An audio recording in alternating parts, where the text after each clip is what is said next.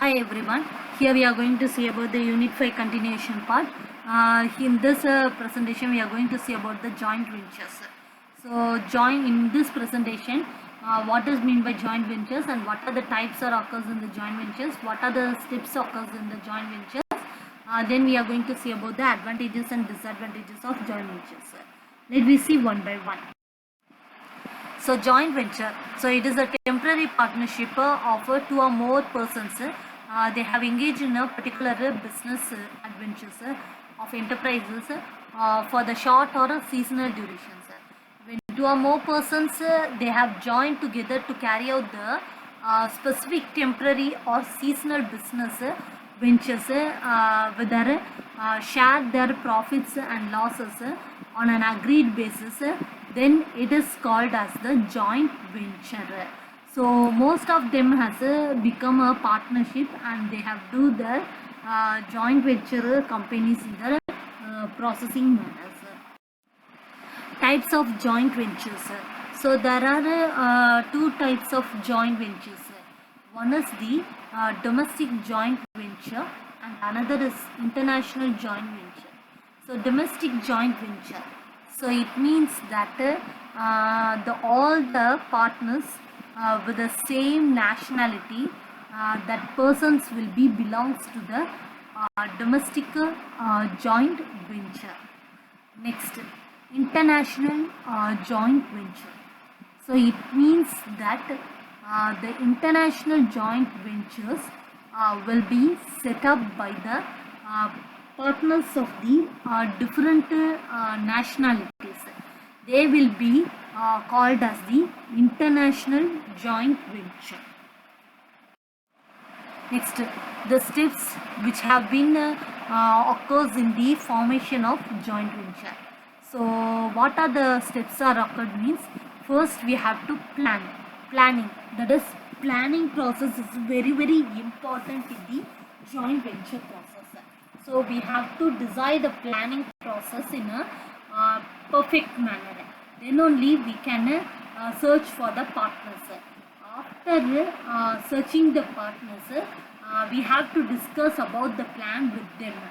So if both of them are very equally cooperate with the methods, then only it will be goes to the feasibility survey. So after completing the feasibility study, they will analyze all the processing, that is the profit, loss, everything else, whatever else is in the joint venture, they will study appropriately. After that, it will be goes to the incorporation process. So in incorporation process, the planning process fully complete and the joint venture will be make a revenue on the business processing. Next, essential features of the joint ventures. So it is formed by two or more persons. The purpose is to be execute particular ventures or projects. So there will be no specific firm name that is used for the joint venture business.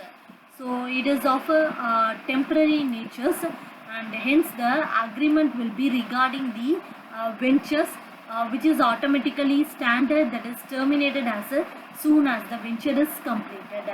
So the co-ventures shares their profit and loss in the agreed ratios. So however, in the absence of any other agreement between the co-ventures, the profit and loss are shared by equally. So these are the essential features have been occurred in the joint ventures to analyze the process. Next, the difference between the joint venture and consignment. So that is the parties in joint venture, the parties to the agreement are known as co-ventures, while in consignment they are termed as the consignor or consignee. Next, compensation. So the co-ventures are the partners in the ventures and they will share their profit as well as losses in the ventures. Whereas in consignee, it is never a partner. Consignee will get the commission for acting as an agent for the consignor. And next is the relation.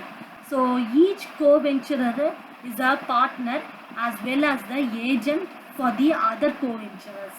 whereas consignee is agent of his principal, that is a consigner only. They will not be the partner or anything else. Terminations.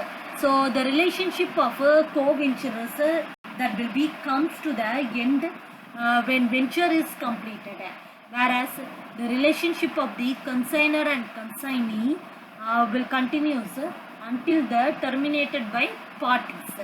Next, investment. So the co-venturers are usually contribute towards the capital of ventures, that is in the form of money or materials. But consignee which does not contribute towards their capital. Next, rights. So co-venturers will be enjoy their equal rights as a partners, whatever else they have to do. But consignee only acts as a agent. They never enjoy themselves as a partners. Next, advantages and disadvantages of joint venture. So advantages: sufficient resources, that is since two or more persons will pool their resources, there is a sufficient capital available, ability and experience. So in the joint venture, the different ventures may have different skills and experience. So the benefits of their common wisdoms will be available to the ventures. Next, spreading of risk. So the co-ventures will agree to share their profits and losses in a particular ratio. So it will imply that the risk is also borne by them in the ratio. Next, diversification. Diversification of business is by producing the new products or new area of business. Next, increased productivity and greater profits. So all these productivity will be made advantages for the joint ventures.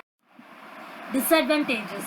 So it will take time and efforts to form the right relationship, and the objective of each partner may differ from the objective that needs to be clearly defined and communicated to everyone which have been involved.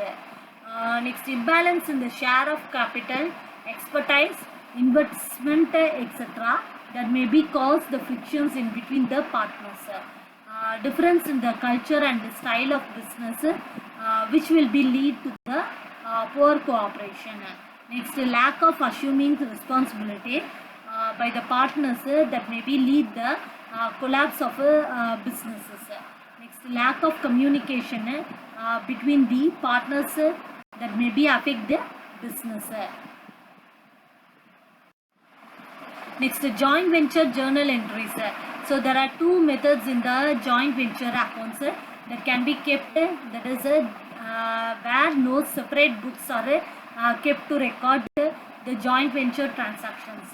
So whereas the separate set of books is kept to record their transactions in a journal entries. So joint ventures are more important for their account benefits. When separate books are not kept, when it is not possible to maintain the separate set of books for joint venture means each party will use their ordinary business books for recording their transactions. So every party will open a joint venture account and the accounts of the other parties in these books. So suppose if A and B enters into the joint venture, then A will open a joint venture account and also an account of B in his books. Similarly, D will open his books, a joint venture account, and the account of A. The following journal entries are made. So these are the things will be separated in the books that can be made in the venture transactions. When separate books are kept, under this method, the separate joint bank account is opened. So the amount which is contributed by each partner as a share of investment is deposited into joint bank account. So most of the accounts of the parties will be concerned are also opened. So the system of accounting is also follows. So the amount of contributed by the each partner is debited to the joint bank account, and they have credited their personal account of each partner. So most of the goods in the joint venture will expense incurred connections with the business, and it is debited to the joint venture account and credited to seller's account or the joint bank accounts.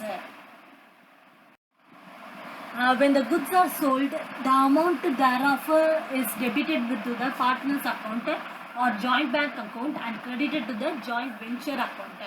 So if the parties have taken over plant of materials etc. means the value will be debited to the account of the party who concerned be credited to the joint venture account.